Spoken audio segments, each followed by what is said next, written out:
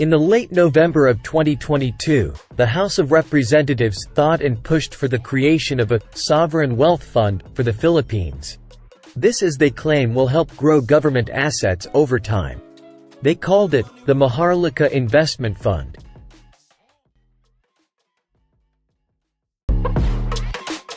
A sovereign wealth fund is a state-owned investment fund. This is commonly financed by the country's surplus revenues.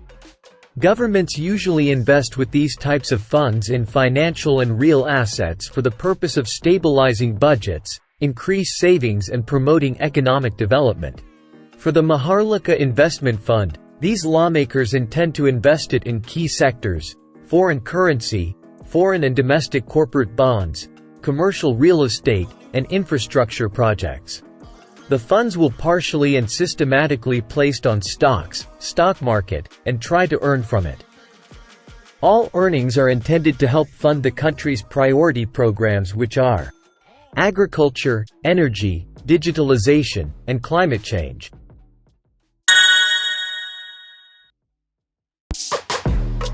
Initially, the capital funds will be contributed by different sectors of the government. Bangko Sentral ng Pilipinas, Land Bank of the Philippines and Development Bank of the Philippines are the initial sectors tasked to provide the fund. However, mid-January 2023, lawmakers agreed to use surpluses funds from government-owned and controlled corporations in lieu of BSP funds. I know what you are thinking. Who shall oversee the funds, right?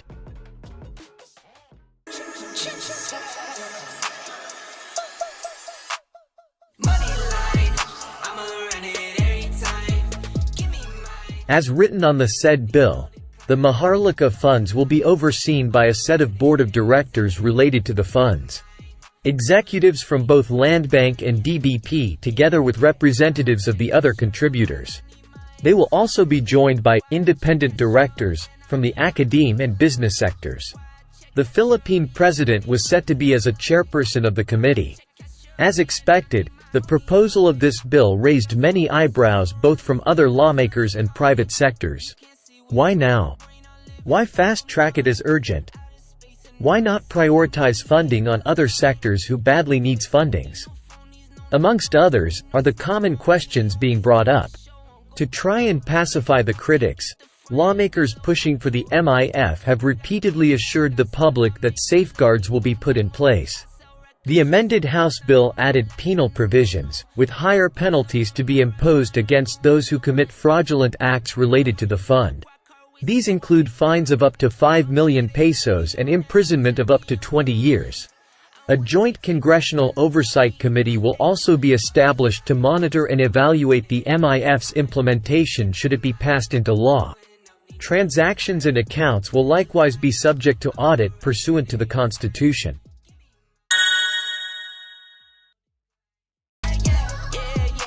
The idea of having a sovereign wealth fund is really a good planning for a country's future-proofing. It not only allows heads of state to have an emergency funds on situations deemed needed, but it also lets the fund grow in interest throughout time. However, given the current economic state, together with lawmakers fast-tracking the immediate passing of the bill, most, if not everyone who would learn about this bill will immediately raise their concerns. In addition, the Philippine government is also not known to be headed by trustworthy leaders. They are well known as corrupt and self-centered leaders. Who would entrust their money on such?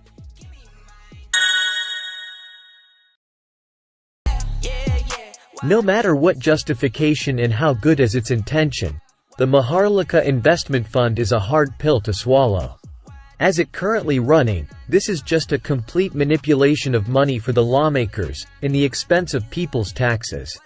Until the time we, the citizens of the Philippines, see the full use of the funds, and given the reputations of lead lawmakers who initiated this bill, it will be close to impossible to make people believe that you will properly use the funds. As of this writing, the bill is at the final stages prior to implementation. They are just finalizing signatures from concerned parties. For the love of money is the root of all evil. 1 Timothy 6:10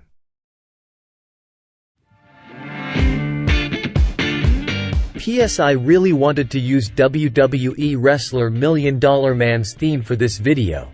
I'm just worried I might get a copyright strike for my tiny whiny channel. Speaking of which, if you find this video interesting, please do subscribe, comment, like and share. I really appreciate your help to make this channel reach 100 subscribers. If you know a topic you want to discuss or learn more about, you may email it to us through the link on the description. Thanks again for watching. Let's talk some facts.